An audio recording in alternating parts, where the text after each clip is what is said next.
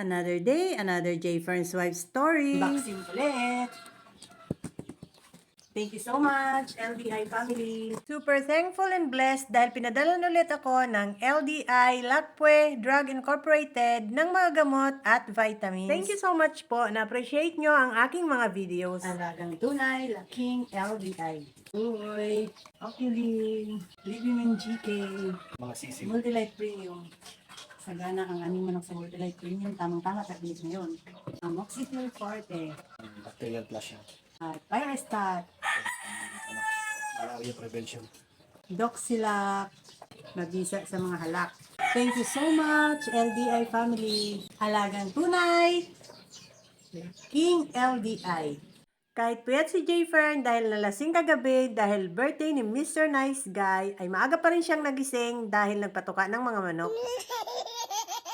Mahigit 40 heads ang mga inalpasan naming cockerels. Sa umaga lang namin sila inaalpasan at kapag gabi naman ay lahat sila ay nasa multipurpose pen para hindi sila madali ng mga pusa. Hiwa-hiwalay ang patukaan ng mga cockerels dahil pag magkakaiba silang batch ay nag-aaway-away. Lagi hinahawakan ni J. Fern ang mga sisiw namin para malaman niya kung kamusta ang mga katawan nito. Ito yung paraan niya para malaman niya kung nagkakasakit ang mga manok. Dahil dumadami na ang mga sisiw na nasa folding ay nilipat na agad lahat ni J. Fern sa mga brooder. 35 heads na kasi ang mga sisiw at kahit hatiin pa sila sa folding ay crowded pa rin. Yung sisiw na nakalagay dito sa brooder ay nilipat naman sa kabilang brooder na mas maliit. Mas maluwag na ang mga sisiw dito dahil 2 kwarto ito. Merong takip ang pinto nitong brooder at meron ding mga tabing na plastic para hindi lamigin ang mga sisiw. Maluwag pa sila dito sa brooder dahil maliliit pa ang mga sisiw pero bago yan mag 1 month, pag kilala na ang babae at lalaki, hinihiwalay na agad namin ang mga babae para hindi sikip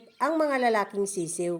Ito naman yung mga sisiw na dating nakalagay doon sa isang brooder, nilipat sila dito sa mas maliit na brooder dahil 24 pieces lang sila. Malalaki na yung ibang sisiw dito at kilala na rin ang babae at lalaki. Pero yung mga puting sisiw ay hindi pa namin malaman kung babae or lalaki. Nakakatuwa ang mga sisiw namin dahil lahat sila ay magaganang kumain. At buti na lang kahit hindi sila magkakaedad, hindi na mamalo yung malalaking sisiw. Pagkatapos ng patuka ng mga sisiw ni J. Fern ay pumunta na agad siya sa farm dahil meron siyang walk-in client. Nagbitaw sila ng mga manok dahil namili ang mga client namin.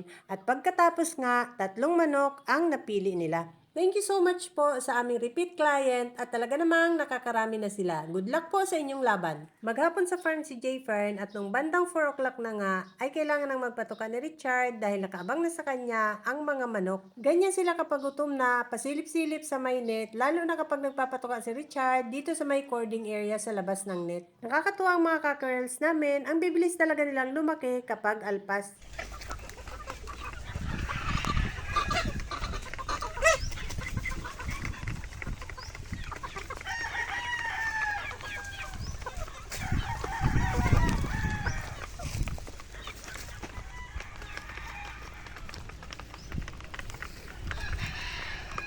Kinahaponan pag-uwi ni J. Fern ay dala niya ang 2 stag. Nilagay niya muna dito sa gitna sa scratch pen yung 2 para patukain. Inuwi niya itong 2 dahil ipapadala ito sa aming client sa Los Baños. That's all guys. Thank you so much for watching. Please like, share, and follow for more. See you on my next video. Bye!